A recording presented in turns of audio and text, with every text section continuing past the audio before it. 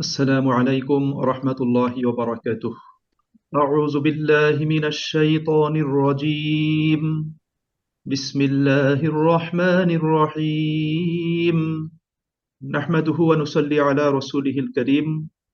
বিশ্বজগতের মহান রব, আমাদের একমাত্র ইলাহ আল্লাহ আজ্জা ওয়া জাল, তিনি বলেন, ইন্নাল্লাহ আশতারা, নিশ্চয় আল্লাহ তাআলা ক্রয় করে নিয়েছেন, কিনে নিয়েছেন, মিনাল মুমিনিনা, মুমিনদের নিকট থেকে, আনফুসাহুম ওয়া আমওয়ালাহুম, তাদের জান এবং মাল, বিআন্না লাহুমুল জান্নাহ, বিনিময়ে আল্লাহ তাআলা তাদেরকে জান্নাত প্রদান করবেন। ইউকাতিলুনা ফি সাবিলিল্লাহ, তারা আল্লাহ তাআলার পথে লড়াই ও সংগ্রাম করবে।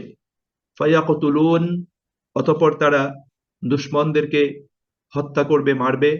ওয়ায়ুকতালুন, এবং নিজেরাও নিহত হবে, শাহাদাত বরণ করবে। ওয়াদান আলাইহি হাক্কান, আল্লাহ পাকের পক্ষ থেকে এটা তাদের জন্য যথার্থ এবং সত্য প্রতিশ্রুতি। ফিত তাওরাতি ওয়াল ইনজিল ওয়াল কোরআন, যে বিষয়ের প্রতিশ্রুতি আল্লাহ তাআলা তাওরাত, ইনজিল এবং কোরআনে প্রদান করেছেন। ওমান আউফা বিআহদিহি মিনাল্লাহ, এবং আল্লাহ তাআলার চেয়ে ওয়াদা এবং প্রতিশ্রুতি পালনকারী আর কে আছে? অর্থাৎ আল্লাহ তাআলাই তার ওয়াদা এবং প্রতিশ্রুতি পালনে সবচেয়ে বেশি প্রতিশ্রুতিবদ্ধ। ফাস্তাবশিরু বিবাইইকুমুল্লাযী বায়াতুম বিহ, ফাস্তাবশিরু, সুতরাং তোমরা আনন্দ করো, সুসংবাদ গ্রহণ করো, বিবাইইকুমুল্লাযী, তোমাদের সেই ক্রয় বিক্রয়ের জন্য, বায়াতুম বিহি, যেই ক্রয় বিক্রয় তোমরা করছো। ওয়াযালিকা হুয়াল ফাউজুল আযীম, আর এটি হচ্ছে সবচেয়ে বড় সফলতা। যারা আল্লাহ তাআলার সাথে এই ক্রয় বিক্রয়ের চুক্তি সম্পাদন করবে, অর্থাৎ তারা জান্নাত লাভ করবে, এই প্রতিশ্রুতিতে নিজেদের জান ও মাল আল্লাহ পাককে প্রদান করবে, তাদের অন্যতম বৈশিষ্ট্যগুলো হলো আত্তা ইবুন, তারা তওবাকারী, অর্থাৎ অনুশোচনা করে আল্লাহ পাকের আনুগত্যে প্রত্যাবর্তনকারী। আল আবিদুন, তারা ইবাদতকারী তথা নিজেদের জীবনে আল্লাহ পাকের হুকুম আহকামগুলোকে বাস্তবায়নকারী। আল হামিদুন, তারা আল্লাহ তাআলার প্রশংসা এবং গুণকীর্তনকারী। আস-সাইহুন, তারা রোজাদার। অন্য আরেকটি অর্থে তারা আল্লাহ তাআলার জমিনে বিচরণকারী। তারা ঈমান আনয়ন করার পরে ঘরে বসে থাকবে না, তারা ঈমানের যে আলো লাভ করেছে এই আলো সর্বত্র ছড়িয়ে দেওয়ার জন্য তারা জমিনে বিচরণ করবে। আর রাকিউন, তারা রুকুকারী। আস-সাজিদুন, তারা সেজদাকারী। আল আমিরুনা বিল মারুফ, এবং তারা কল্যাণকর কাজের আদেশ দানকারী।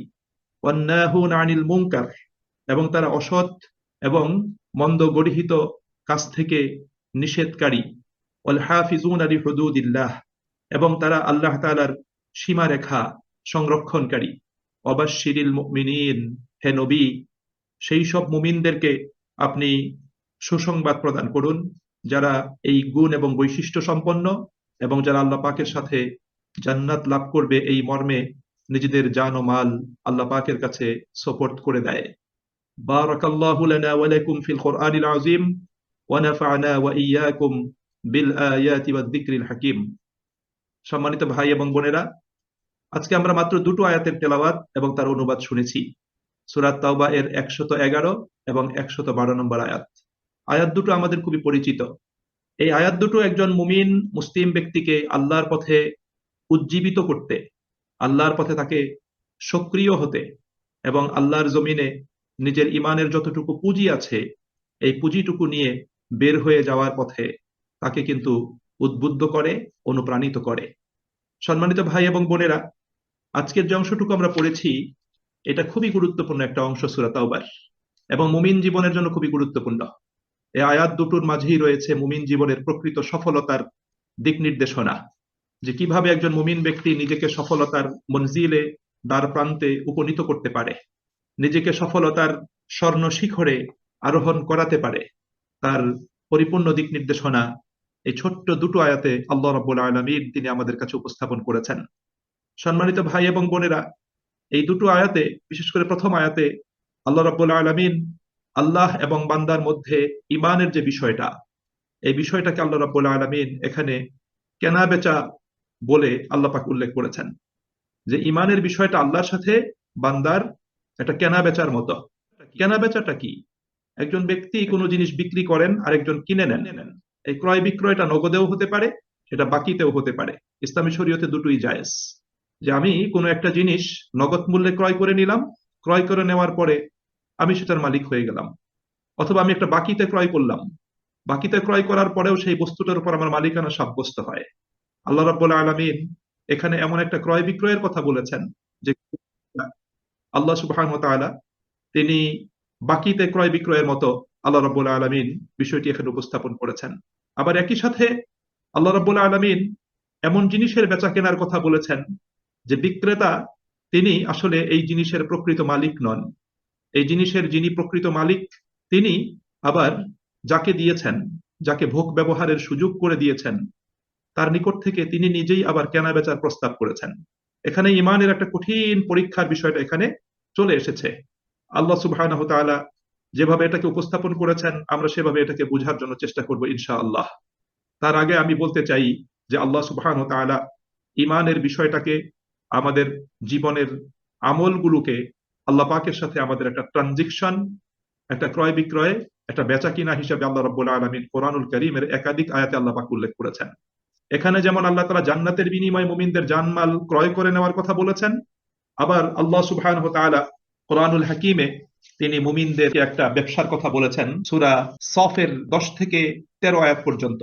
সেখানে আল্লাহ রাব্বুল আলামিন বলছেন সূরা সফের 10 নম্বর আয়াতে, ইয়া আইয়ুহাল্লাযীনা আমানু হাল আদুল্লুকুম আলা তিজারাহ, যে হে মুমিনগণ আমি কি তোমাদেরকে এমন একটা ব্যবসায়ের সংবাদ দেব, এমন একটা ব্যবসার কথা কি জানিয়ে দেব, তুনজিকুম মিন আযাবিন আলীম, যে ব্যবসাটা তোমরা সম্পাদন করলে, অর্থাৎ যেই ব্যবসা তোমাদেরকে জাহান্নামের কঠিন আযাব থেকে, শাস্তি থেকে তোমাদেরকে রক্ষা করবে। কথা বলার পরে আল্লাহ তাআলা বলছেন ব্যবসাটা কি। তিনি বলছেন তুমিনুনা বিল্লাহি ওয়া রাসূলিহি, তোমরা ঈমান আনবে আল্লাহ এবং তার রাসূলের প্রতি, ওয়া তুজাহিদুনা ফি সাবিলিল্লাহি বিআমওয়ালিকুম ওয়া আনফুসিকুম, এবং তোমাদের জান ও মাল দিয়ে আল্লাহ তাআলার পথে জিহাদ করবে। অর্থাৎ জান ও মাল দিয়ে আল্লাহর পথে সর্বশক্তি নিয়োজিত করে তোমরা কাজ করবে। যালিকুম খায়রুল লাকুম ইন কুনতুম তা'লামুন, আল্লাহ বলছেন এটাই তোমাদের জন্য কল্যাণকর যদি তোমরা বিষয়টা জানো, বুঝো।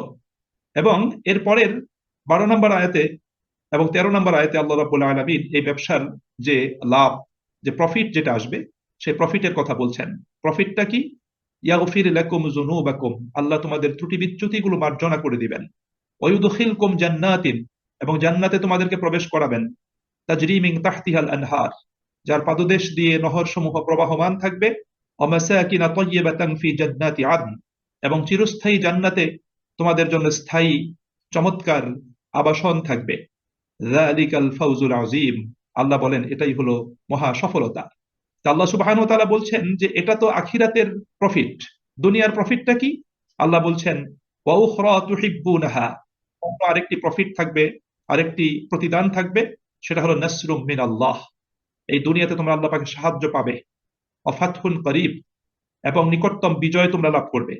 অবাশশিরিল মুমিনিন, আল্লাহ রাব্বুল আলামিন রাসূলকে বলছেন যে হে রাসূল আপনি মুমিনদেরকে এই ব্যবসার সুসংবাদ তাদেরকে প্রদান করুন। সুবহানাল্লাহ। তাহলে আল্লাহ রাব্বুল আলামিন এখানেও মুমিনদের সাথে ব্যবসার কথা বলেছেন যে মুমিনরা আল্লাহ পাকের সাথে ব্যবসা করবে। আবার আল্লাহ রাব্বুল আলামিন 35 নম্বর সূরা, সূরা আল ফাতির এর 29 নম্বর আয়াতে আল্লাহ তাআলা আরেকটা ব্যবসার কথা বলেছেন।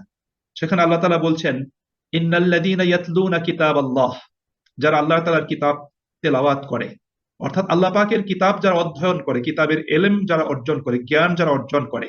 আমরা তেলাওয়াতের অর্থ এর আগে জেনেছি যে তেলাওয়াত মানে শুধু আবৃত্তি নয়, তেলাওয়াত মানে হলো কোরআনটাকে আবৃত করে হৃদয়ঙ্গম করা, কোরআনটাকে বোঝা, কোরআনটাকে ধারণ করা, এবং কোরআনের আহ্বানে সাড়া দিয়ে কোরআনের হুকুম আহকামগুলো নিজেদের জীবনে বাস্তবায়ন করা। এবং শুধু নিজের জীবনে বাস্তবায়নই নয়, এই তেলাওয়াতের আরেকটা উদ্দেশ্য হলো কোরআনের যে সৌরভ আপনি গ্রহণ করছেন, লাভ করছেন, সেই সৌরভটা সমাজের সর্বত্র ছড়িয়ে দেওয়া। সেই জন্য আল্লাহ রাব্বুল আলামিন এখানে ইন্নাল্লাযীনা ইয়াতলুনা কিতাবাল্লাহ এ কথা বলে আল্লাহ রাব্বুল আলামিন কোরআনকে কেন্দ্র করে একজন মুমিন ব্যক্তির বহুমুখী কর্মসূচির বিষয়টি আল্লাহ পাক উপস্থাপন করেছেন। দ্বিতীয়ত বলছেন ওয়া আকামুস সালাহ, এবং সালাত কায়েম করে। তৃতীয়ত বলছেন ওয়া আনফাকু মিম্মা রাযাকনাহুম সিররা ওয়া আলানিয়া, এবং তারা আল্লাহ বলছেন আমি তাদেরকে যে রিজিক দিয়েছি গোপনে এবং প্রকাশ্যে তারা কি করে, সেটা ব্যয় করে, খরচ করে। আল্লাহ সুবহানাহু ওয়া তাআলা বলছেন ইয়ারজুনা তিজারাতাল লান তাবুর, তারা আল্লাহ পাকের সাথে এমন একটা ব্যবসার আশা করতে পারে যে ব্যবসা কখনোই ক্ষতিগ্রস্ত হবে না, যে ব্যবসা কখনো লোকসান হবে না। সুবহানাল্লাহ। তাহলে আল্লাহ রাব্বুল আলামিন এখানেও ব্যবসার কথা বলেছেন। তাহলে আমাদের ঈমানটা আল্লাহ পাকের সাথে একটা বিজনেসের একটা চুক্তি। আমাদের আমলগুলো হলো সেই চুক্তি অনুযায়ী আল্লাহ পাকের সাথে ব্যবসায়িক ডিল করা। আল্লাহ পাকের সাথে এটা আমরা করব। এই বিষয়গুলো আল্লাহ রাব্বুল আলামিন কোরআনুল কারীমের বিভিন্ন জায়গাতে আল্লাহ রাব্বুল আলামিন তিনি উল্লেখ করেছেন।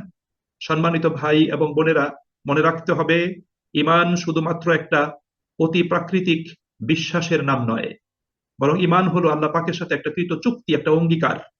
এ চুক্তির প্রেক্ষিতে বান্দা তার নিজের জীবন এবং নিজের ধন সম্পদ আল্লাহ পাকের কাছে বিক্রি করে দেয়। আর এর বিনিময়ে আল্লাহ রাব্বুল আলামিন তিনি তার মৃত্যুর পরে তার আখিরাতের জীবনে তাকে জান্নাত প্রদান করবেন। এটাই হলো ঈমানের বিষয়। এই জন্য রাসূল করিম সাল্লাল্লাহু আলাইহি সাল্লাতু ওয়াস সালামের গুরুত্বপূর্ণ একটা হাদিস, আল্লাহ নবী সাল্লাল্লাহু আলাইহি ওয়াসাল্লাম বলেছেন লাইসাল ঈমানু বিত্তামান্না ওয়ালা বিত্তাহাল্লা, যে শুধু আকাঙ্ক্ষা পোষণ করলেই, শুধু আশা করলেই মুমিন হওয়া যায় না, অথবা কোনো লেবাস ধারণ করলেই মুমিন হওয়া যায় না। ওয়ালাকিন হুয়া মা ওয়াক্কারা ফিল কলব, বরং ঈমান হলো সেই বিশ্বাস যা নিজের অন্তরের গভীরে যার বীজ বপিত হয়, গভীরে যার বীজ বপন করা হয়। অসাদ্দাকাহুল আমাল, এবং তার জীবনের কৃতকর্ম, তার লাইফ স্টাইল, তার জীবন পদ্ধতি তার সত্যায়ন করে। অর্থাৎ আমার ভিতরে যদি ঈমানের বীজ থাকে, তাহলে সেই বীজ থেকে আল্লাহ পাকের আনুগত্যের, রাসূলের সুন্নাহর অনুসরণের, ইসলামের বিধিবিধান, তার অনুশাসন মেনে চলার বিষয়টি সেখান থেকে অঙ্কুর উদ্গমন করবে। সেখান থেকে যে চারা গাছটা গজাবে, সেই চারা গাছ হবে আল্লাহ পাকের আনুগত্যের চারা গাছ। সেখান থেকে যে চারা গাছ গজাবে, সেই চারা গাছ হবে রাসূল করিম সাল্লাল্লাহু আলাইহি সাল্লাতু ওয়াস সালামের সুন্নাহর অনুসরণের চারা গাছ। সেই চারা গাছ হবে আমার জীবনে আল্লাহ পাকের হুকুম আহকাম এবং অনুশাসনগুলো বাস্তবায়ন করার চারা গাছ। সেই চারা গাছ হবে আল্লাহর এই জমিনে আল্লাহ পাকের দ্বীনের প্রচার প্রসার এবং প্রতিষ্ঠার যে কর্মযজ্ঞ, তার চারা গাছ। এটাই কিন্তু হলো ঈমানের প্রকৃত সংজ্ঞা এবং পরিচিতি, যা আমাদের সামনে রাসূল করিম সাল্লাল্লাহু আলাইহি সাল্লাতু ওয়াস সালাম তিনি আমাদের সামনে উপস্থাপন করেছেন। সম্মানিত ভাই এবং বোনেরা, একটা বাস্তব জিনিস আমাদের বুঝতে হবে। সে বাস্তব জিনিসটা হলো একজন মানুষের জীবন, তার ধন সম্পদের মালিক কিন্তু আল্লাহ রাব্বুল আলামিন। তার মালিক কিন্তু আল্লাহ রাব্বুল আলামিন। কারণ আল্লাহ পাক মানুষের জীবন দিয়েছেন, জীবনের মালিক আল্লাহ। ধন সম্পদ আল্লাহ পাক দিয়েছেন, ধন সম্পদের মালিক আল্লাহ। প্রকৃতপক্ষে মানুষের কিন্তু বিক্রি করার কোনো কিছুই নাই। ইসলামিক ব্যবসায়িক নীতির দৃষ্টিভঙ্গির আলোকে, তার নীতিমালার আলোকে, মানুষ যেই জিনিসের মালিক নয় সেই জিনিস কিন্তু মানুষ বিক্রি করতে পারে না, সেই জিনিসে বিক্রি করতে পারে না। এই জন্য আমরা যে ইসলামিক ব্যাংকিং এ যে আলোচনা করি, সেই ব্যাংকিং এর একটা বিষয় আছে যে বস্তুকে কি করতে হবে, আগে হস্তগত করতে হবে, তার উপর তার মালিকানা প্রতিষ্ঠিত হতে হবে। মালিকানা যদি প্রতিষ্ঠিত না হয়, তাহলে বায়বীয় কোনো জিনিস কোনো ব্যক্তি বিক্রি করতে পারে না। এই জন্য ইসলামী শরীয়তের এই দৃষ্টিভঙ্গি থেকে জীবনের মালিক তো আল্লাহ, সম্পদের মালিক তো আল্লাহ, মানুষের বিক্রি করার তো কোনো কিছুই নাই, সে কি বিক্রি করবে? আবার কোনো জিনিস আল্লাহ পাকের মালিকানার বাইরেও নাই, সবকিছুর মালিক আল্লাহ রাব্বুল আলামিন। তাহলে আল্লাহ রাব্বুল আলামিন তিনি আবার কি কিনবেন? দেখুন বিষয়টা কিরকম একটা বিষয়। মানুষ কোনো কিছুর মালিক নয়, বাট সে বিক্রি করবে। সবকিছুর মালিক আল্লাহ তাআলা, তিনি আবার কিনে নিবেন। এটা হলো একটা বিষয়। আসলে মানুষের মধ্যে এমন একটা জিনিস আছে, আল্লাহ রাব্বুল আলামিন ব্যবসার কথা বলে সেই জিনিসটাকে আল্লাহ পাক বোঝাতে চাচ্ছেন যে কোনো কিছুর মালিক কিন্তু মানুষ নয়, কিন্তু মানুষের ভিতরে এমন একটা জিনিস আছে যে জিনিসটা আল্লাহ রাব্বুল আলামিন মানুষের হাতে সোপর্দ করে দিয়েছেন।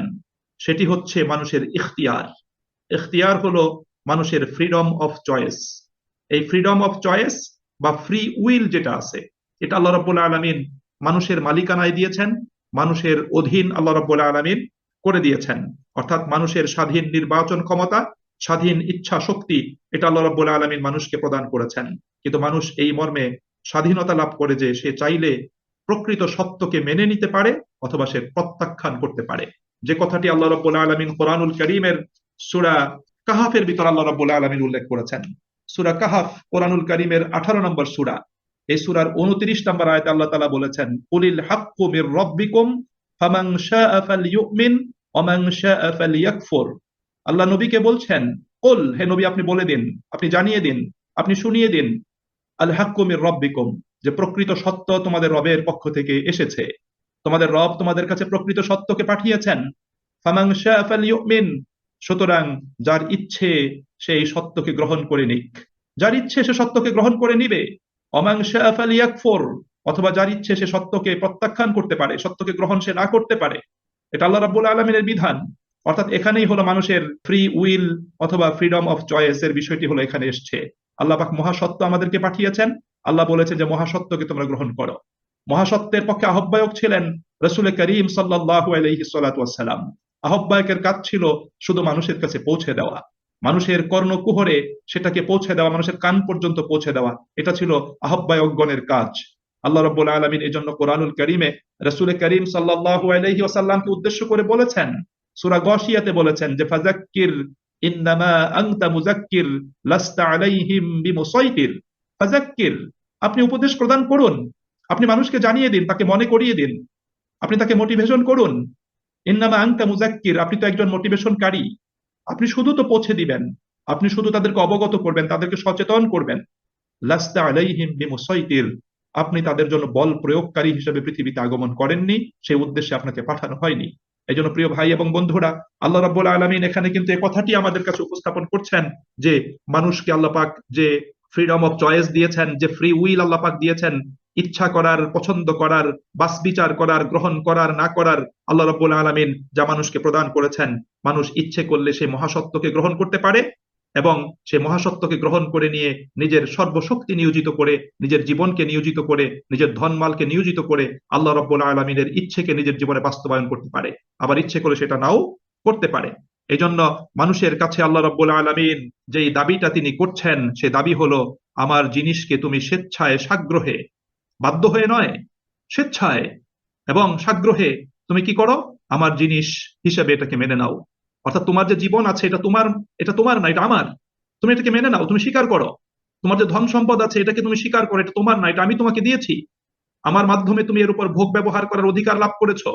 তুমি এর পাহারাদার, এর রক্ষণাবেক্ষণকারী, তুমি আর ভোগ ব্যবহারকারী, শুধুমাত্র এতটুকুই। সুতরাং তুমি এটাকে স্বীকার করে নাও এবং সারা জীবন স্বাধীন মালিকের মর্যাদায় নিজেকে প্রতিষ্ঠিত করে নয়, বরং আমানতদার হিসেবে তা ব্যবহার করার বিষয়টি গ্রহণ করে নাও। অর্থাৎ তুমি এর প্রকৃত মালিক নও, বরং আমানতদার হিসেবে তুমি এটাকে ব্যবহার করছো, এটাকে স্বীকার করে নাও। এবং একই সাথে খেয়ানত করার যে স্বাধীনতা তোমাকে আমি দিয়েছি, তা নিজের থেকে সেটাকে প্রত্যাহার করো। আমি তোমাকে খেয়ানত করার স্বাধীনতাও দিয়েছি, আমানত রক্ষা করার স্বাধীনতাও দিয়েছি। তুমি স্বেচ্ছায় সাগ্রহে সে আমানতকে সংরক্ষণ করো এবং নিজে খেয়ানত করার যে স্বাধীনতা তোমার আছে, সেই স্বাধীনতাকে নিজের থেকে কি করো, প্রত্যাহার করো। আল্লাহ রাব্বুল আলামিন বলছেন যে এভাবে যদি তুমি দুনিয়ায় বর্তমান অস্থায়ী জীবনে নিজের স্বাধীনতাকে আমার নিকট বিক্রি করে দাও, তাহলে আমি পরবর্তী জীবনে তোমাকে জান্নাত প্রদান করব। এভাবেই কিন্তু বিষয়টি আল্লাহ পাক আমাদের সামনে উপস্থাপন করেছেন। এই জন্য কোনো ব্যক্তি ইমানের দাবি পেশ করার পরে তার জীবনে যদি ইমান আনয়ন করার বিষয়টি কেউ যদি প্রকাশ করে, প্রকাশ করার পরে সে যদি তার জীবনে ইমানের দাবি যদি পূরণ যদি না করে, তাহলে কোনো অবস্থাতেই সে বাহ্যিকভাবে লিগাল ওয়েতে সে যদি নিজে মুসলিম হিসেবে সমাজ জীবনে পৃথিবীতে গণ্য হলেও আল্লাহ পাকের কাছে সে রিয়েল মুসলিম হিসেবে কোনো অবস্থাতেই গণ্য হবে না। এই বিষয়টা আল্লাহ পাক সুস্পষ্ট করেছেন। এবং 6 নম্বর সূরা, সূরাল আনআমের 162 নম্বর আয়াতে আল্লাহ রাব্বুল আলামিন সেই বিষয়টি আরো ক্লিয়ারলি আমাদের কাছে উপস্থাপন করেছেন। দেখুন আল্লাহ রাব্বুল আলামিন বলছেন যে একজন মুমিন ব্যক্তি তার জীবন পদ্ধতি, লাইফস্টাইল কেমন হবে, তার দৃষ্টিভঙ্গিটা কেমন হবে, সেটা রাসূলের ভাষায় আল্লাহ পাক আমাদের কাছে উপস্থাপন করেছেন। আল্লাহ এখানেও রাসূলকে উদ্দেশ্য করে বলছেন যে কুল, হে নবী আপনি বলে দিন, ইন্না সলাতি ওয়া নুসুকি, নিশ্চয়ই আমার সলাত, আমার যাবতীয় ইবাদত, ওয়া নুসুকি, আমার যাবতীয় কুরবানি, ত্যাগ তিতিক্ষা, আমার আত্মদান, আমার সবকিছুই, ও মাহইয়াই, আমার বেঁচে থাকা, ও মামাতি, আমার মৃত্যুবরণ করা, লিল্লাহি রাব্বিল আলামিন, জগৎ সমূহের মহান রব আল্লাহ রাব্বুল আলামিনের জন্য নিবেদিত। অর্থাৎ মুমিন তার জীবনে তার ইমানের দাবি হলো তার সবকিছুই হবে আল্লাহর জন্য, তার নিজের কোনো কিছু নাই। নিজের সকল স্বকীয়তা, নিজের সেই আমিত্বকে বিসর্জন দিয়ে আল্লাহ পাকের ইচ্ছার কাছে তাকে মাথা নত করতে হবে। আল্লাহ পাক যা চান, যেভাবে চান, সেটা তাকে অবশ্যই দিয়ে দিতে হবে। এটা মুমিন জীবনের তার প্রতি তার ইমানের অন্যতম একটা দাবি। এই চেতনায় যদি মুমিন উজ্জীবিত হতে না পারে, এই চেতনাকে যদি সে ধারণ করতে না পারে, এর আলোকে নিজেকে যদি আল্লাহ পাকের পথে সাপোর্ট করতে না পারে, তাহলে তার ইমানের দাবির ক্ষেত্রে এটা সত্য দাবি কিন্তু হবে না। এই বিষয়টি আল্লাহ রাব্বুল আলামিন তিনি আমাদের সামনে এই সুস্পষ্টভাবে, সুন্দরভাবে তিনি আমাদের সামনে উপস্থাপন করেছেন। সম্মানিত ভাই এবং বোনেরা, এই বিষয়টি আমাদের প্রত্যেককে মনে রাখতে হবে। এবং এই বিষয়টি আল্লাহ রাব্বুল আলামিন দেখুন আম্বিয়া আলাইহিমুস সালাতু ওয়াস সালাম তাদের কাছে কিভাবে আল্লাহ পাক উপস্থাপন করেছেন যে আপনার কোনো কিছুই নাই, সবকিছু আল্লাহকে দিয়ে দিতে হবে, আপনার নিজের বলতে কোনো কিছু থাকবে না। সূরা আল বাকারা এর 131 নম্বর আয়াতে আল্লাহ রাব্বুল আলামিন ইব্রাহিম আলাইহিস সালাতু ওয়াস সালামের প্রসঙ্গটা উপস্থাপন করেছেন। ইব্রাহিম আলাইহিস সালাতু ওয়াস সালামকে আল্লাহ তাআলা বলেছিলেন যে আসলিম, তুমি আত্মসমর্পণ করো। ইয ক্বালা লাহু রাব্বুহু আসলিম, স্মরণ করো সেই সময়ের কথা যখন আল্লাহ সুবহানাহু ওয়া তাআলা ইব্রাহিমকে বললেন আসলিম, তুমি আত্মসমর্পণ করো। ইব্রাহিম কি বললেন? এক মুহূর্ত দেরি করলেন না, তাৎক্ষণিক স্বতঃস্ফূর্ত ভাবে সাগ্রহে সানন্দে তিনি বললেন আসলামতু লিরাব্বিল আলামিন, জগৎসমূহের রব আল্লাহ পাকের কাছে আমি আত্মসমর্পণ করলাম, আমি তার কাছে মাথা নত করলাম, তার ইচ্ছার কাছে আমি নিজেকে সোপর্দ করে দিলাম। আমার নিজের কোনো ইচ্ছা নাই, তিনি যা চান তাই হবে, যেভাবে চান তাই হবে। এবং আমরা দেখতে পাই যে ইব্রাহিম আলাইহিস সালাতু ওয়াস সালাম, আল্লাহ রাব্বুল আলামিন তিনি কোরআনুল কারীমে এই বিষয়টা উল্লেখ করেছেন।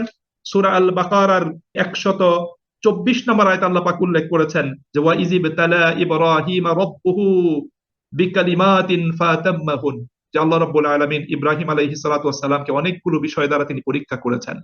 ফাতাম্মাহুন্না, ইব্রাহিম আলাইহিস সালাতু ওয়াস সালাম তিনি কি করেছেন? সেগুলোকে ফুলফিল করেছেন, সেগুলোকে পরিপূর্ণ করেছেন। যখন তিনি সবকিছুকে পরিপূর্ণ করেছেন, তিনি পরীক্ষায় উত্তীর্ণ হয়েছেন। এখন আল্লাহ তাআলা বলছেন যে ইন্নী জাইলুকা লিন্নাসি ইমামা, আমি তোমাকে মানুষের নেতৃত্বের আসনে তোমাকে বসাতে চাই, তোমাকে আমি জাতির নেতৃত্বের সেই সিংহাসনে আমি তোমাকে বসাতে চাই। ইব্রাহিম বললেন যে অমিন যুররিয়াতি, আমার সন্তান সন্ততি পরবর্তী বংশধরদের জন্য তোমার এই প্রতিশ্রুতি কি বলবৎ থাকবে? আল্লাহ তাআলা বললেন যে লা ইয়ানালু আহদিজ জালিমিন, জালিমদের জন্য এই প্রতিশ্রুতি নেই। সুতরাং আল্লাহ রাব্বুল আলামিন এখানে কিন্তু নবীদেরকে সেভাবেই গড়ে তুলেছেন, নবীরা সেভাবেই কিন্তু আমাদের সামনে বিষয়টি উপস্থাপন করেছেন। এজন্য সম্মানিত ভাই এবং বন্ধুরা, আল্লাহ রাব্বুল আলামিন বিষয়টি এখানে উপস্থাপন করেছেন অত্যন্ত চমৎকার ভাবে। এই বিষয়টি আমাদের প্রত্যেককে কিন্তু বুঝে নিতে হবে।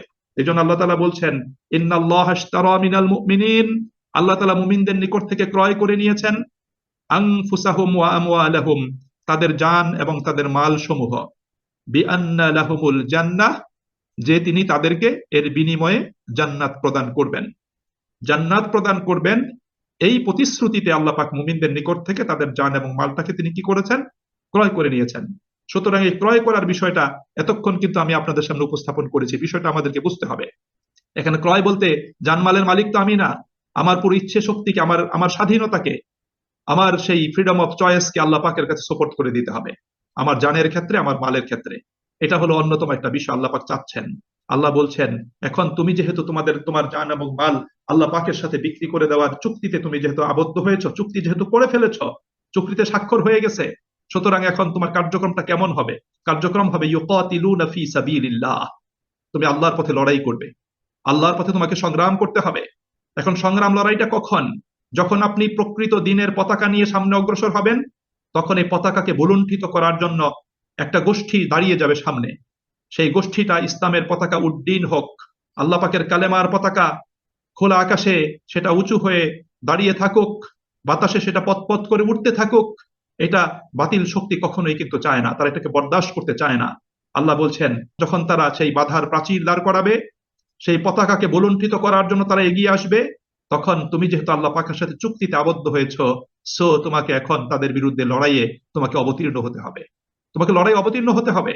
এবং সে লড়াই অবতীর্ণ হতে গিয়ে তুমি কি করবে? ফায়াকতুলুনা ওয়া ইউকতালুন, তোমার হাতে সেই বাতিল শক্তির ধ্বজাধারীদের তাদের মৃত্যু ঘটবে এবং প্রয়োজনে তুমিও নিহত হয়ে যাবে, তোমার জীবনটাও তুমি দিয়ে দিবে। দেখুন সাহাবে আজমাইন রাদিয়াল্লাহু তাআলা আনহুম, তাদের জীবনটা দেখুন যে কিভাবে তারা নিজেদের জান এবং মালকে আল্লাহর পথে তারা বিক্রি করে দিয়ে সেই বিক্রয়ের বিষয়টাকে তারা দুনিয়ার জীবনে বাস্তবায়ন করেছেন। কিভাবে তারা বাস্তবায়ন করেছেন? উহুদের যুদ্ধে একজন সাহাবী বসে বসে তিনি খেজুর খাচ্ছিলেন। তিনি যখন রাসূলের নিকট থেকে শুনলেন যে এই যুদ্ধে যিনি শাহাদাত বরণ করবেন আল্লাহ রাব্বুল আলামিন তাকে জান্নাত প্রদান করবেন, সেই সাহাবী হাতের খেজুরগুলো ফেলে দিলেন। যেই খেজুরগুলো তিনি মুখে নিয়ে চিবুচ্ছিলেন, তিনি মুখ থেকে সেই খেজুরগুলো ফেলে দিলেন। ফেলে দেওয়ার পরে তিনি সাথে সাথে বলতেছেন আমি উহুদের দিক থেকে, উহুদের প্রান্ত থেকে জান্নাতের সুঘ্রাণ পাচ্ছি, আমি উহুদের প্রান্ত থেকে, উহুদের দিক থেকে জান্নাতের সুঘ্রাণ পাচ্ছি। এ কথা বলে তিনি কি করলেন? ময়দানে অবতীর্ণ হলেন, তার হাতে অনেক কাফেরকে তিনি জাহান্নামে পাঠালেন এবং নিজেও শাহাদাত বরণ করে নিজের অবস্থানকে জান্নাতে নিশ্চিত করে দিলেন। এরকম সাহাবীদের অসংখ্য দৃষ্টান্ত রয়েছে, তারা নিজেদের জান এবং মালকে বাতিল শক্তির হাতে সোপর্দ করেননি, তারা জান্নাত পাবেন এই আশা নিয়ে, সেই চেতনা নিয়ে তারা নিজেদের জান এবং মালকে আল্লাহ পাকের পথে তারা সোপর্দ করে দিয়েছেন। সম্মানিত ভাই এবং বন্ধুরা, জীবন দেওয়ার ক্ষেত্রে, ধন সম্পদ দেওয়ার ক্ষেত্রে আল্লাহ রাব্বুল আলামিন সাহাবায়ে আজমাইন রাদিয়াল্লাহু তাআলা আনহুম তাদেরকে পৃথিবীর মানুষের সামনে আল্লাহ পাক মডেল হিসেবে উপস্থাপন করেছেন, যে কিভাবে আল্লাহ পাকের সাথে ইমানের ক্রয় বিক্রয় করতে হয়, কিভাবে আল্লাহ পাকের সাথে ক্রয় বিক্রয়ের চুক্তিকে নিজেদের জীবনে বাস্তবায়ন করতে হয়, তার দৃষ্টান্ত আল্লাহ পাক এই নবী করিম সাল্লাল্লাহু আলাইহি ওয়াসাল্লামের সাহাবীদের মাধ্যমে আল্লাহ পাক আমাদের সাথে উপস্থাপন করেছেন। আল্লাহ বলছেন ওয়া'দান আলাইহি হাক্কান ফিত তাওরাতি ওয়াল ইনজিলি ওয়াল কোরআন। আল্লাহ তাআলা বলেন যে তারা, তাদের জন্য তাওরাত, ইনজিল এবং কোরআনে জান্নাতের ওয়াদা, আল্লাহর জিম্মায় একটা পাকাপোক্ত একটা প্রতিশ্রুতি বিশেষ। আল্লাহ যে জান্নাতের ওয়াদা করেছেন, এটা আল্লাহ পাকের পক্ষ থেকে একটা পাকাপোক্ত একটা প্রতিশ্রুতি, এবং সেই প্রতিশ্রুতি আল্লাহ পাক তাওরাত, ইনজিল এবং কোরআনে আল্লাহ পাক প্রদান করেছেন। আমাদের বর্তমান পৃথিবীতে যে তাওরাত এবং ইনজিল যেটা বর্তমান আছে বাইবেল আকারে, নিউ টেস্টামেন্ট, ওল্ড টেস্টামেন্ট, এখানে আল্লাহ পাকের সেই নাজিলকৃত সেই মূল কিতাবেরও কিছু অংশ কিন্তু সেখানে আছে। এখনো যদি এই বিকৃত তাওরাত ইনজিলকে যদি আপনি খুঁজে নেন, সেখানে অধ্যয়ন করেন, তাহলে আপনি দেখতে পাবেন যে সেখানে তাওরাত এবং ইনজিলেও একজন মুমিন ব্যক্তির জান ও মাল জান্নাতের বিনিময়ে ক্রয় বিক্রয়ের কথা সেখানে কিন্তু উল্লেখিত আছে। সম্মানিত ভাই এবং বন্ধুরা, আল্লামা আবুল আলা মাউদুদি রাহিমাহুল্লাহ তিনি তার বিখ্যাত তাফসির গ্রন্থ তাফহিমুল কোরআনে তাওরাত এবং ইনজিলের বিভিন্ন উদ্ধৃতি তিনি কিন্তু উপস্থাপন করেছেন। আমরা কিন্তু সেখান থেকে সেই উদ্ধৃতিগুলো দেখে নিতে পারবো, সেখানে যে কিভাবে আল্লাহ রাব্বুল আলামিন এই জান্নাতের প্রতিশ্রুতি, পাকাপোক্ত ওয়াদা আল্লাহ পাক কিভাবে করেছেন। সম্মানিত ভাই এবং বন্ধুরা, আল্লাহ বলছেন ওয়ামান আউফা বিআহদিহি মিনাল্লাহ, আল্লাহ পাকের চেয়ে অধিক প্রতিশ্রুতি পালনকারী আর কে আছে। আল্লাহ যে প্রতিশ্রুতি দিয়েছেন সেই প্রতিশ্রুতি আল্লাহ পাক পালন করতে বদ্ধপরিকর। আল্লাহ পাকের প্রতিশ্রুতিতে কোনো ধরনের সন্দেহ সংশয় নেই, সুতরাং মুমিনদের সন্দেহ সংশয় পোষণ করার কোনো সুযোগও নেই। আল্লাহ পাকের প্রতিশ্রুতি সত্য, আল্লাহ পাক সেটা প্রদান করবেন। আল্লাহ বলছেন ফাস্তাবশিরু বিবাইইকুমুল্লাযী বায়াতুম বিহি, সুতরাং তোমরা আল্লাহ পাকের সাথে যে ক্রয় বিক্রয়ের চুক্তিতে আবদ্ধ হয়েছো, সেই ক্রয় বিক্রয়ের জন্য তোমরা আনন্দিত হও, তোমরা শুভ সংবাদ গ্রহণ করো। আল্লাহ পাক এখানে শুভ সংবাদ গ্রহণ করার জন্য আল্লাহ পাক আমাদেরকে নির্দেশ প্রদান করছেন। আল্লাহ তাআলা বলেন ওয়াযালিকা হুয়াল ফাউজুল আযীম, আর এটাই হলো সবচেয়ে বড় বড় একটা সফলতা, এটাই মহা সাফল্য। আল্লাহ পাক সে কথা আমাদেরকে এখানে প্রতিশ্রুতি ব্যক্ত করেছেন। সম্মানিত ভাই এবং বন্ধুরা, এই কেনা বেচার যে তাৎপর্যটা আমি উল্লেখ করলাম, এর প্রকৃত স্বরূপটা অনুধাবন করার পর এর অন্তর্নিহিত আরেকটা বিষয়বস্তু আছে, সেটা আমাদের জেনে নেওয়া দরকার। সেখানে আর কয়েকটা পয়েন্ট আছে। এক নম্বর পয়েন্ট হলো যে এই ব্যাপারে মহান আল্লাহ তাআলা মানুষকে দুটো খুবই বিরাট পরীক্ষার সম্মুখীন করেছেন। দুইটা কঠিন পরীক্ষার সম্মুখীন আল্লাহ তাআলা করেছেন। একটা হলো, প্রথম পরীক্ষাটা হলো আল্লাহ রাব্বুল আলামিন মানুষকে পৃথিবীতে স্বাধীনভাবে ছেড়ে দেওয়ার পর সে তার মালিককে মালিক মনে করে কিনা, এবং বিশ্বাসঘাতকতা বিদ্রোহের পর্যায়ে নেমে আসে কিনা, এই বিষয়টা আল্লাহ রাব্বুল আলামিন দেখে নিতে চাচ্ছেন। যে সে আল্লাহ পাকের নিকট থেকে জান পেয়েছে, আল্লাহ পাকের নিকট থেকে সে মাল পেয়েছে, কারণ এই জান ও মালের প্রকৃত মালিক আল্লাহ। এখন সে আল্লাহকে প্রকৃত মালিক মনে করে কিনা, যে আমার জানের মালিক আল্লাহ, আমার মালের মালিকও আল্লাহ, নাকি সে বিশ্বাসঘাতকতা করে এবং বিদ্রোহ করে বসে, এটা আল্লাহ পাক কি করেন এটা দেখতে চান, এক নম্বর। দুই নম্বর, আল্লাহ রাব্বুল আলামিন নিজের মালিক আল্লাহ পাকের নিকট থেকে আজকে নগদ মূল্য পাওয়া যাচ্ছে না, নগদ মূল্য পাওয়া যাচ্ছে না, বরং মৃত্যুর পর আখিরাতের জীবনে আল্লাহ পাক এই মূল্যটা আল্লাহ পাক কি করবেন, পরিশোধ করবেন। এটা আল্লাহ পাকের পক্ষ থেকে ওয়াদা। সুতরাং আপনি বাকিতে এই আল্লাহ পাকের নিকট থেকে আপনি মূল্যটা পাবেন, এই বাকিতে মূল্য পাবেন। সেই মূল্যের বিনিময়ে নিজের আজকের স্বাধীনতা এবং তার যাবতীয় স্বাদ আপনি বিক্রি করতে স্বেচ্ছায় এবং সাগ্রহে রাজি আছেন কিনা, এটা আল্লাহ রাব্বুল আলামিন দেখতে চান। এই দুটো জিনিস, এক নম্বর নিজের সবকিছু স্বাধীনভাবে সাগ্রহে দিয়ে দিতে প্রস্তুত কিনা। এরপরে দ্বিতীয় আরেকটা বিষয় হলো যে আল্লাহর কাছে গ্রহণযোগ্য ইমানের স্বরূপ হচ্ছে বান্দা তার চিন্তা এবং কর্ম উভয়ের স্বাধীনতা এবং স্বাধীন ক্ষমতা আল্লাহ পাকের কাছে বিক্রি করে দিবে। নিজের মালিকানার দাবি পুরোপুরি সে কি করবে, প্রত্যাহার করে নিবে, নিজের মালিকানার দাবি প্রত্যাহার করে নিবে। যে বিষয়ে আরেকটি হাদিস আমি অনেকদিন আগে বলেছিলাম, আপনাদের মনে আছে, যে রাসূল করিম সাল্লাল্লাহু আলাইহি ওয়াসাল্লাম সাহাবীদের মজলিসে বলেছিলেন, একটা উট যদি রশি দিয়ে বাঁধা থাকে উট কত দূর যেতে পারে। সাহাবীগণ বললেন, রশি যতটুকু লম্বা উট তত দূর যেতে পারবে, রশিটাকে যতটুকু অনুমতি দিবে। আল্লাহ নবী সাল্লাল্লাহু আলাইহি ওয়াসাল্লাম তখন সাহাবীদেরকে বললেন, দেখো একজন মুমিন ব্যক্তি কিন্তু ইমানের রশি দিয়ে বাঁধা, ইমান তাকে যা করার অনুমতি দিবে, প্রতিশ্রুতি দিবে, যতটুকু সুযোগ দিবে সে ততটুকু জায়গায় বিচরণ করতে পারবে, তার অধিক জায়গাতে সে কখনোই যেতে পারবে না, ইমান তাকে টেনে ধরবে। এই জন্য সুপ্রিয় ভাই এবং বন্ধুরা, আমাদের প্রতিটি পদক্ষেপ হতে হবে যে এটা আল্লাহর পছন্দের দিকে হচ্ছে কিনা, আল্লাহ পাকের ইচ্ছার অনুকূলে হচ্ছে কিনা, আমাদের জীবনকে নিয়ে আল্লাহ পাক যে পরিকল্পনা পেশ করেছেন সেই পরিকল্পনার আলোকে হচ্ছে কিনা, এটা আমাদেরকে অবশ্যই দেখতে হবে। যদি আমরা সেটা করতে না পারি, তাহলে আমরা ইমানের ক্ষেত্রে আমরা ব্যর্থকাম হব, আমরা এখানে ক্ষতিগ্রস্ত হয়ে যাব। সেই বিষয়টি আল্লাহ রাব্বুল আলামিন এখানে তিনি উপস্থাপন করছেন। আর তৃতীয়ত আল্লাহ পাক যে জিনিসটা তিনি করতে চাচ্ছেন সেটা হলো ইমানের এই তাৎপর্য এবং স্বরূপ ইসলামী জীবন পদ্ধতিতে এই মুমিন ব্যক্তিকে সেই কুফরি বিধান আদর্শ গ্রহণকারী থেকে তাকে সম্পূর্ণ আলাদা করে কিনা। একজন মুমিন ব্যক্তি তার জীবন স্টাইল, তার লাইফ স্টাইল, তার জীবন পদ্ধতি অবশ্যই একজন কাফের মুশরিকের লাইফ স্টাইল জীবন পদ্ধতি থেকে পৃথক হবে। আপনি আমি নিজেকে মুমিন দাবি করছি, বাট আপনার আমার জীবন পদ্ধতি যদি কাফের মুশরিকদের মতো যদি হয়, আপনার আমার কথাবার্তা যদি কাফের মুশরিকদের মতো হয়, আপনার আমার জীবনের কাজকর্ম যদি তাদের মতো যদি হয়, তাহলে তো আমার এই ইমানের চুক্তি, ইমানের দাবি ক্রয় বিক্রয় এটা সঠিক না, কোন অবস্থাতেই না। অবশ্যই ইমান গ্রহণ করার সাথে সাথে একটা পার্থক্য সূচিত হবে, একটা পার্থক্য হতেই হবে। এই জন্য আমরা এই সূরাতেই সূরার ৬৭ আয়াত থেকে নিয়ে আমরা সূরার ৭২ আয়াত পর্যন্ত আমরা মুনাফিক এবং মুমিনদের বৈশিষ্ট্য আমরা জেনেছি। আপনি দেখুন আল্লাহ রাব্বুল আলামিন সূরার ৭১ এবং ৭২ নম্বর আয়াতে সূরা তাওবার আল্লাহ পাক মুমিনদের পরিচয় কিভাবে দিয়েছেন। আল্লাহ বলছেন ওয়াল মুমিনুনা ওয়াল মুমিনাতু বা'দুহুম আউলিয়াউ বা'দ, এক মুমিন আর এক মুমিনের ওলি, অভিভাবক এবং বন্ধু। ইয়ামুরুনা বিল মারুফ, সে কি করে? সৎ কাজের আদেশ দান করে। ওয়ায়ানহাউনা আনিল মুনকার, এবং মন্দ কাজ থেকে নিষেধ করে। ওয়ায়ুকিমুনাস সালাহ, সালাত কায়েম করে। ওয়ায়ুতুনাজ যাকাতা, যাকাত প্রদান করে। ওয়ায়ুতিউনা আল্লাহ ওয়া রাসূলাহ, এবং তারা আল্লাহ এবং রাসূলের আনুগত্য করে। উলাইকা সাইয়ারহামুহুমুল্লাহ, অতি সত্বর আল্লাহ রাব্বুল আলামিন তাদের প্রতি অনুগ্রহ বর্ষণ করবেন। ইন্নাল্লাহ আজিজুন হাকিম, নিশ্চয়ই আল্লাহ তাআলা মহাপরাক্রমশালী, আল্লাহ তাআলা প্রজ্ঞাময়। আল্লাহ পাক এখানে সুস্পষ্ট করে বলে দিয়েছেন। এখন আপনি যদি আমি যদি একটু চিন্তা করি, বর্তমান সময় আমরা পৃথিবীতে যারা মুসলিম নাম ধারণ করে আমরা যারা পৃথিবীতে অবস্থান করছি, নন মুসলিমদের সাথে, কাফের মুশরিকদের সাথে আমাদের মৌলিক কোনো তফাৎ আছে কিনা দেখুন। জীবন আচারের ক্ষেত্রে, লাইফ স্টাইলের ক্ষেত্রে, জীবন পদ্ধতির ক্ষেত্রে, লেনদেনের ক্ষেত্রে, দায়িত্ব পালনের ক্ষেত্রে আমাদের ভিতর সেটা আছে কিনা, এটা আমাদেরকে অবশ্যই কিন্তু একটু চিন্তা করে দেখতে হবে। এই জন্য আমি একটা কথা বলে থাকি যে আপনি আমি যদি নিজেকে মুমিন দাবি করি, তাহলে আপনাকে আমাকে আল্লাহর অনুশাসন মেনে চলতে হবে। আমরা যদি নিজেদেরকে মুমিন দাবি করি, আমাদেরকে অবশ্যই রাসূল করিম সাল্লাল্লাহু আলাইহি ওয়াসাল্লামকে নিজেদের জীবনের একমাত্র আদর্শ হিসেবে গ্রহণ করতে হবে। আমরা যদি নিজেদেরকে মুমিন দাবি করি, তাহলে আমাদের জীবনের সকল ক্ষেত্রের জন্য আমাদেরকে ইসলামী শরিয়া মুখী হতে হবে, ইসলামী শরিয়াকে আমাদের জীবনে গ্রহণ করতে হবে, এবং সেই শরিয়া আমাদের প্রত্যেককে অবশ্যই কি করতে হবে? মেনে চলতে হবে। এটা আমাদের জন্য প্রয়োজন। এই জন্য একটা জিনিস মনে রাখতে হবে, আমি নিজেকে মুমিন দাবি করলাম, বাট আমি যদি আমার ভিতর যদি সালাত না থাকে, আমি যদি সুদের ভিতর থাকি, আমি যদি ঘুষের ভিতরে থাকি, আমি যদি অন্যায় অনাচার এবং দুর্নীতিতে থাকি, আমি যদি জুলুম নির্যাতনে থাকি, আমি যদি মিথ্যা ধোঁকা এবং প্রতারণার মধ্যে থাকি, আমি যদি হারাম উপার্জনে থাকি, আমি যদি বেপরদায় থাকি, আমি যদি জালিমের পক্ষে থাকি, আমি যদি অন্যায়কারীর পক্ষে থাকি, আমি যদি দেশ জাতি এবং উম্মার স্বার্থের বিরুদ্ধে যদি আমি অবস্থান করি, তাহলে মনে রাখতে হবে আর যাই হোক আমি ইসলামের মধ্যে নাই, আমি ইসলামে নাই। কারণ আমাকে অবশ্যই যখন আমি ইমানের ঘোষণা দান করেছি, তখন আল্লাহ পাকের নিষিদ্ধ এবং অপছন্দের সবগুলো বিষয় থেকে বের হয়ে আসতে হবে।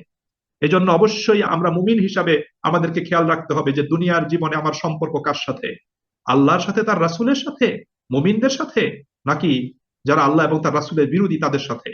আমি কাকে পছন্দ করছি, কাকে ভালোবাসছি, আমি কাকে সমর্থন করছি, আমি কাকে সাহায্য করছি, আমি কার পক্ষে স্লোগান দিচ্ছি, আমি কার শক্তি বৃদ্ধি করছি, আমাকে অবশ্যই খেয়াল করতে হবে।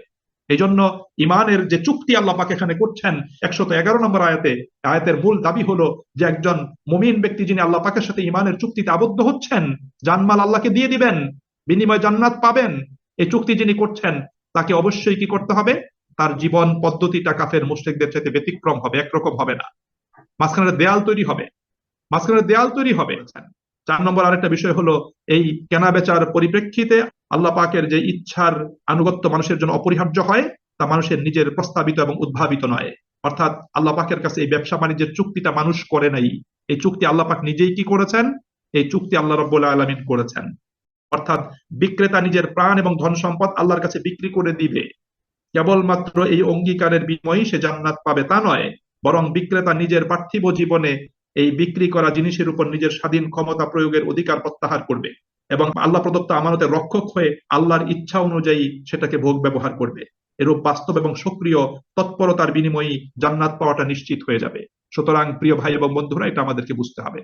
আপনি আমি শুধু আকাঙ্ক্ষা পোষণ করলে জান্নাত পাবো না, কখনোই না, যতক্ষণ পর্যন্ত না আমরা আমাদের পুরো জীবনে আল্লাহ পাকের ইচ্ছাকে বাস্তবায়ন না করব, ততক্ষণ জান্নাত পাওয়া যাবে না। সুপ্রিয় ভাই এবং বন্ধুরা, এই বিষয়গুলো আল্লাহ রাব্বুল আলামিন এখানে তিনি পরিষ্কার করেছেন। এরপরে আল্লাহ রাব্বুল আলামিন আল্লাহ পাকের সাথে যারা ক্রয় বিক্রয়ের এই চুক্তিতে আবদ্ধ হবে, আল্লাহ পাক তাদের গুরুত্বপূর্ণ কিছু বৈশিষ্ট্য বর্ণনা করছেন। এখানে আল্লাহ সুবহানাহু ওয়া তাআলা 9টি বৈশিষ্ট্য আল্লাহ পাক উপস্থাপন করেছেন। প্রথম বলছেন আত্তাইবুন। আত্তাইবুন, তারা তওবাকারী, অর্থাৎ তারা অনুশোচনা করে আল্লাহ পাকের আনুগত্যে প্রত্যাবর্তনকারী। তাওবার একটা অর্থ হলো আর রুজুউ মিনাজ যামবি ইলা তাআহ। তাওবা মানে হলো রুজু করা, প্রত্যাবর্তন করা, ফিরে আসা। কোত্থেকে? মিনাজ যামবি, নাফরমানি থেকে, গুনাহ থেকে, ইলা তাআহ, আনুগত্যের দিকে।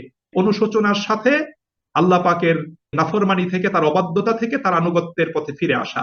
মুমিন বারবার ফিরে আসবে, বারবার মুমিন ফিরে আসবে, এবং ফিরে আসার ক্ষেত্রে সে কোনো গড়িমসি করবে না। সে স্বতঃস্ফূর্তভাবে আন্তরিকতার সাথে অনুতপ্ত লজ্জিত হয়ে ফিরে আসবে। আল্লাহ রাব্বুল আলামিন এভাবে ফিরে আসার জন্য কোরআনুল কারীমের অসংখ্য আয়াত আল্লাহ পাক নির্দেশনা প্রদান করেছেন। যেমন সূরা নূরের 31 নম্বর আয়াত, এখানে আয়াতের একদম শেষ অংশে আল্লাহ তাআলা বলছেন, ওয়াতুবু ইলাল্লাহি জামিআন আইয়ুহাল মুমিনুন, হে মুমিনগণ, তোমরা সকলেই অনুতপ্ত হয়ে লজ্জিত হয়ে আল্লাহ পাকের আনুগত্যে প্রত্যাবর্তন করো, ফিরে আসো, লাআল্লাকুম তুফলিহুন, তাহলেই তোমরা সফলতা লাভ করতে সক্ষম হবে। আল্লাহ তাআলা কোরআনুল কারীমের 66 নম্বর সূরা, সূরা আত-তাহরীম এর 8 নম্বর আয়াতে আল্লাহ তাআলা বলেছেন, ইয়া আইয়ুহাল্লাযীনা আমানু তুবু ইলাল্লাহি তাওবাতান নাসুহা, হে মুমিনগণ, তোমরা সত্যিকার ভাবে অনুতপ্ত হয়ে আল্লাহ রাব্বুল আলামিনের দিকে তোমরা কি করো? প্রত্যাবর্তন করো, ফিরে আসো। আল্লাহর দিকে ফিরে আসতে হবে, মুমিনদেরকে ফিরে আসতে হবে। মুমিনদের জীবনে কখনো যদি পদস্খলন ঘটে, সে যদি ভুল পথে চলে যায়, তাহলে ভুল পথে সে অবিচল থাকবে না, সে রাস্তা পরিবর্তন করবে, রাস্তা পরিবর্তন করে তাকে আসতে হবে। সম্মানিত ভাই এবং বন্ধুরা, এই তাওবার সাথে আরেকটা শব্দ জড়িত, সেটা হলো ইস্তেগফার। আমাদের সমাজের অধিকাংশ মানুষ তাওবা এবং ইস্তেগফার তারা বুঝে না। ইস্তেগফার হলো মৌখিকভাবে ক্ষমা প্রার্থনা করা, আর তাওবা হলো সঠিক কর্মনীতি অবলম্বন করে আল্লাহ পাকের আনুগত্যে ফিরে আসা। তাওবা ছাড়া ইস্তেগফার মূল্যহীন। আপনি সারা জীবন শুধু বলতেছেন আস্তাগফিরুল্লাহ আস্তাগফিরুল্লাহ, আল্লাহর কাছে আমি ক্ষমা চাই, আল্লাহর কাছে ক্ষমা চাই, আল্লাহ আমাকে মাফ করে দাও, কিন্তু আপনি তাওবা করছেন না, আনুগত্যে ফিরে আসছেন না, আল্লাহর ইচ্ছাকে নিজের জীবনে বাস্তবায়ন করছেন না। আপনি কিয়ামত পর্যন্ত আস্তাগফিরুল্লাহ বললেও কোনো কাজ হবে না। আপনাকে অবশ্যই কি করতে হবে? তাওবা করতে হবে। এবং তাওবাটা অতীব জরুরি, অতীব জরুরি। রাসূল করিম সাল্লাল্লাহু আলাইহি সাল্লাতু ওয়াসসালাম হাদিসে তিনি বলেছেন, আইয়ুহান নাস তুবু ইলাল্লাহি ওয়াস্তাগফিরু, হে লোকেরা, তোমরা আল্লাহ পাকের দিকে তওবা করো, ওয়াস্তাগফিরু, এবং তার কাছে ক্ষমা প্রার্থনা করো। আপনাকে অনুতপ্ত হয়ে ফিরে এসে ক্ষমা প্রার্থনা করতে হবে। আপনি সেই দূরে বসে আছেন, আনুগত্য থেকে অনেক দূরে চলে গেছেন, সেই দূরে বসে বসে বলতেছেন আমাকে মাফ করে দাও, আমাকে মাফ করে দাও, বাট আপনি আনুগত্যে ফিরে আসছেন না, আপনি আনুগত্যে ফিরে আসছেন না। ঘরের ছেলে দুষ্টুমি করে ঘর থেকে বের হয়, মা যখন ধমক দেয় তখন সেই ঘরের ছেলে ঘর থেকে বের হয়ে যায়। কিন্তু সে যদি ঘর থেকে বের হয়ে সে দূরে বসে বসে বলে মা আমাকে মাফ করে দাও, মাফ করে দাও, তাহলে কি হবে নাকি?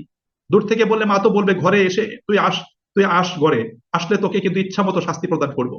কিন্তু সে যদি সত্যি ঘরে ফিরে আসে, মাকে জড়িয়ে ধরে কান্না করে দেয়, মাকে যদি বলে মাফ করে দাও, মা একটা দুইটা লাঠির আঘাত করার পরে সে তাকে কিন্তু বুকে টেনে নেয়। ঠিক তেমনি ভাবে আল্লাহ রাব্বুল আলামিনের আনুগত্যে প্রত্যাবর্তন না করে ইস্তেগফার করলে কোনো কাজ হবে না। আল্লাহ পাকের আনুগত্যে তাকে অবশ্যই কি করতে হবে? প্রত্যাবর্তন করতে হবে। এটা মুমিনদের অন্যতম প্রধান একটা গুণ। দ্বিতীয় গুণ হলো আল আবিদুন, তারা হবে ইবাদত গুজার, ইবাদতকারী। তারা ইবাদতকারী হবে, আল্লাহ পাকের হুকুম আহকাম গুলো তার জীবনে বাস্তবায়ন করতে হবে। সম্মানিত ভাই এবং বন্ধুরা, ইবাদত শুধু শিডিউল কিছু কর্মের নাম নয়, ইবাদত শুধু শিডিউল কোনো কর্মের নাম নয়, ইবাদত হলো আপনার পুরো জীবন এবং জিন্দিগিতে আল্লাহ পাকের হুকুম আহকামকে বাস্তবায়ন করা। আমাদের সমাজ জীবনে বলা হয় একজন ব্যক্তির দ্বীনি কাজ এবং দুনিয়াবি কাজ। মুমিন ব্যক্তির দ্বীনি এবং দুনিয়াবি এরকম তার কর্মকে, তার জীবনকে ভাগ করার কোনো সুযোগ নেই।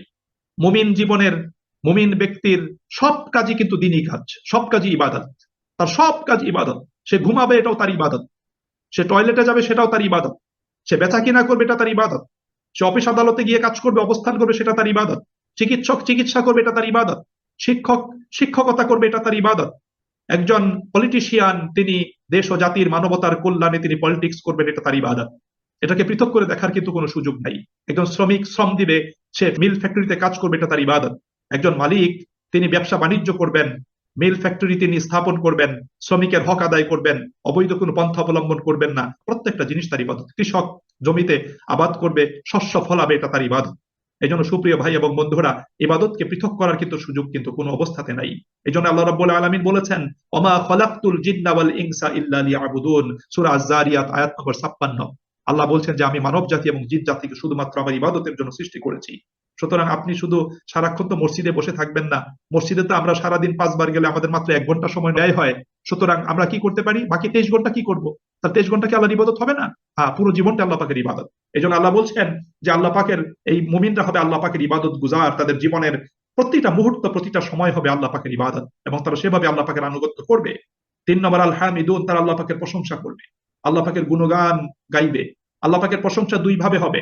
একটা হলো মৌখিকভাবে আল্লাহ পাকের প্রশংসা করা, আর দ্বিতীয়ত হলো আপনার বাহ্যিক কর্মের মাধ্যমে, আনুগত্যের মাধ্যমে আপনি যে আল্লাহ পাকের প্রতি সন্তুষ্ট, তার প্রতি আপনি খুশি, সেটাকে প্রকাশ করা।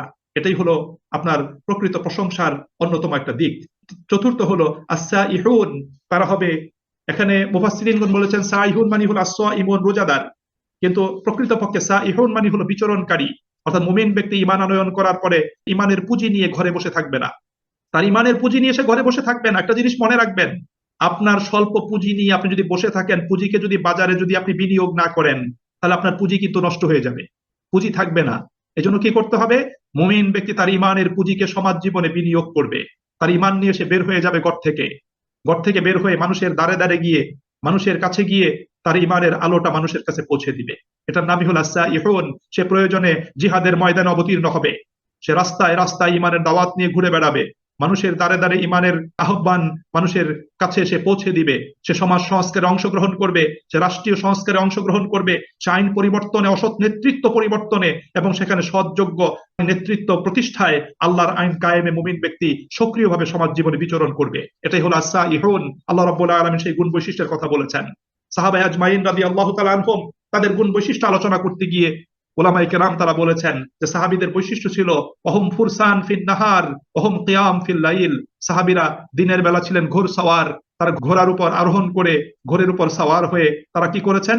মানুষের দ্বারে দ্বারে মানুষের কাছে আল্লাহ পাকের দ্বীনের পয়গাম, দাওয়াত তারা পৌঁছে দিয়েছেন। অহম কিয়াম ফিল লাইল, এবং রাতের বেলা জায়নামাজে দাঁড়িয়ে তারা আল্লাহ পাকের দরবারে ধর্ণা দিয়েছেন যে আল্লাহ, যাদের কাছে তোমার দ্বীনের দাওয়াত পৌঁছে দিয়েছি, আল্লাহ তাদের দিলের ভিতরে তোমার এই দ্বীনের দাওয়াতটা তুমি তাদের দিলের ভিতর পৌঁছে দাও। আল্লাহ তাদেরকে পরিবর্তন করে দাও, তাদের মাধ্যমে তাদেরকে সহযোগী বানিয়ে আমি যেন সমাজকে পরিবর্তন করতে পারি, আল্লাহ আমাকে সেই তৌফিক তুমি নসিব করো। এটাই হলো আস-সাইহুনের প্রকৃত মর্ম। আল্লাহ পাক সেভাবে এই বিষয়টা আমাদের কাছে উপস্থাপন করেছেন। 5 নম্বর হলো আর রাকিউন, মুমিনরা রুকু করবে। আস-সাজিদুন, ষষ্ঠ, মুমিনরা কি করবে? সাজদা করবে। এখানে আল্লাহ রাব্বুল আলামিন নামাজের, সলাতের অন্যতম 2টো পার্টের কথা বলেছেন। আমাদের মনে রাখতে হবে, আমাদের সলাতটা হলো আল্লাহ পাকের জন্য আমাদের পক্ষ থেকে একটা প্যাকেজ ইবাদত। এটা শুধু একক কোন ইবাদত না, একটা প্যাকেজ ইবাদত। এবং সলাতের প্রত্যেকটা পার্টের ভিতর রয়েছে পৃথক পৃথক মজা এবং স্বাদ। আপনার সলাতের কিয়ামের মধ্যে একরকম স্বাদ, সলাতের তেলাওয়াতে একরকম স্বাদ, সলাতের রুকুতে একরকম স্বাদ, সলাতের সেজদাতে একরকম স্বাদ এবং মজা, সলাতের কুউদের ভিতর, বৈঠকের ভিতর একরকম স্বাদ এবং মজা, এবং দোয়া দুরূদ তাসবিহ তাহলিল যেগুলো পাঠ করবেন সেগুলোর ভিতর অন্যরকম একটা মজা। সুতরাং আল্লাহ রাব্বুল আলামিন এখানে সলাতের সবচেয়ে গুরুত্বপূর্ণ 2টো পাঠ, রুকু এবং সেজদা করা। একজন মুমিন ব্যক্তি শুধুমাত্র আল্লাহ পাকের কাছে মাথা নত করতে পারে, আল্লাহ পাককে সে কুর্নিশ করতে পারে, অন্য কারো কাছে সে মাথা নত করতে পারে না, সে কুর্নিশ করতে পারে না। এই জন্য আল্লাহ রাব্বুল আলামিন এই মুমিন ব্যক্তির বৈশিষ্ট্য হিসাবে এই প্রধান 2টো বিষয়কে আল্লাহ পাক কি করেছেন? এখানে আল্লাহ সুবহানাহু ওয়া তাআলা উল্লেখ করেছেন। এবং আল্লাহ রাব্বুল আলামিন বলেছেন তার 7ম গুণ হলো আল আমিরুনা বিল মারুফ, সে ভালো কাজের আদেশ দান করবে, সে নিজে ভালো কাজ করবে এবং সমাজ জীবনে যাতে সে ভালো কল্যাণকর কাজের প্রসার ঘটে, প্রচার হয়, প্রতিষ্ঠিত হয়, সেই লক্ষ্যে সে কাজ করবে। মানুষকে বলবে যে আসো সবাই ভালো কাজ করি, সবাই ভালো কাজ করো। 8ম হলো ওয়ান্নাহুনা আনিল মুনকার, সে অন্যায় অসৎ কাজ থেকে নিষেধ করবে, মানুষকে বলবে যে না, সমাজ জীবনে অন্যায় কাজ করা যাবে না, অন্যায় কাজ বন্ধ করো, অন্যায় কাজ বন্ধ করো। কারণ অন্যায় কাজ যদি বন্ধ না হয়, সমাজ জীবনে আপনি শুধু একা একা ভালো কাজ করে আপনি সমাজের কোনো পরিবর্তন করতে পারবেন না। এই জন্য আমি এর আগেও বলেছি, একজন যোগ্য আদর্শ মালির পরিচয় হলো তিনি তার বাগানে তিনি ফুলের চারা রোপণ করেন, একই সাথে সে বাগানে গজিয়ে ওঠা আগাছাগুলো তিনি প্রতিনিয়ত প্রতি মুহূর্তে সেগুলোকে তিনি পরিষ্কার করেন। এই জন্য আপনি একইভাবে যেমন আপনি সৎ কাজের আদেশ দিবেন, অসৎ কাজ থেকে আপনাকে নিষেধ করতে হবে। এই দুটো কিন্তু একটা আরেকটার সাথে কিন্তু খুব সম্পর্কিত। আমাদের দেশে অনেকেই আছে শুধু তারা মিঠা মিঠা ওয়াজ করেন কিন্তু মন্দ কাজ থেকে নিষেধ করেন না। এটা নবীদের সুন্নত না, নবীরা এই কাজ করেন নাই। রাসূল করিম সাল্লাল্লাহু আলাইহি ওয়াসাল্লাম একই সাথে তাদেরকে তাওহীদের দাওয়াত দিয়েছেন, ঈমানের দাওয়াত দিয়েছেন। একই সাথে আল্লাহ রাসূল বলছেন শিরিক এবং কুফর পরিহার করতে হবে, শিরিক কুফর পরিহার করতে হবে। তোমাদেরকে অন্যায় অনাচার জুলুম অত্যাচার এটা থেকে বিরত হতে হবে। একই সাথে দুটো কাজ করতে হবে। এই জন্য একজন দায়ী তিনি শুধু সৎ কাজের আদেশ দিবেন, অসৎ কাজ থেকে নিষেধ করবেন না, তা কিন্তু হতে পারে না। সমাজ সংস্কারের এবং যিনি সংস্কার করবেন তার জীবনের লক্ষ্য এবং কর্মসূচিটাই এমন হবে, তিনি সমাজকে পরিবর্তনের জন্য তিনি যেমন ভালো কাজ করবেন, ভালো কাজ করার আদেশ দিবেন, একই সাথে তিনি মন্দ কাজ থেকে বিরত থাকবেন এবং মন্দ কাজ থেকে সমাজের মানুষকে বিরত রাখার জন্য তিনি যথাযথ পদক্ষেপ তিনি গ্রহণ করবেন। 9 নম্বর বৈশিষ্ট্য আল্লাহ বলছেন ওয়াল হাফিজুনা লিহুদুদিল্লাহ, তারা হবে আল্লাহ পাকের সীমারেখা সংরক্ষণকারী। আল্লাহ পাকের সীমারেখা তারা সংরক্ষণ করবেন। যদিও আগের 8টি গুণ এই একটি গুণের ভিতরেই আছে, এই একটি বৈশিষ্ট্যের ভিতর 8টি বৈশিষ্ট্য কিন্তু ভিতরে আল্লাহ রাব্বুল আলামিন ঢুকিয়ে দিয়েছেন। অর্থাৎ আল্লাহ পাকের সীমারেখা সংরক্ষণ করলেই আপনাকে উপরের সবগুলো কাজ করতে হবে, কিন্তু আল্লাহ পাক এটাকে পৃথকভাবে আল্লাহ পাক আলোচনা করেছেন। আল্লাহ সুবহানাহু ওয়া তাআলা কোরআনুল কারীমে তিনি মুমিনদের জন্য একটা সীমারেখা নির্ধারণ করে দিয়েছেন। মুমিনরা কখনোই এই সীমারেখার এই প্রাচীর ডিঙ্গিয়ে তারা অন্যদিকে চলে যেতে পারবে না, তাকে প্রাচীরের ভিতরে সীমারেখার ভিতরে তাকে অবস্থান করতে হবে। যে হাদিসটি আমি এর আগে বলেছি যে মুমিন ব্যক্তি ইমানের রশি দিয়ে বাঁধা, তার চতুর্দিকে একটা বলয় তৈরি করে দেওয়া হয়েছে, ইমানের বলয়, একটা প্রাচীর, একটা দেয়াল তৈরি করে দেওয়া হয়েছে। আপনি এই দেয়ালকে ইচ্ছা করলে ভেঙে ফেলতে পারবেন না, ইচ্ছা করলে দেয়াল টপকিয়ে আপনি অন্যদিকে চলে যেতে পারবেন না।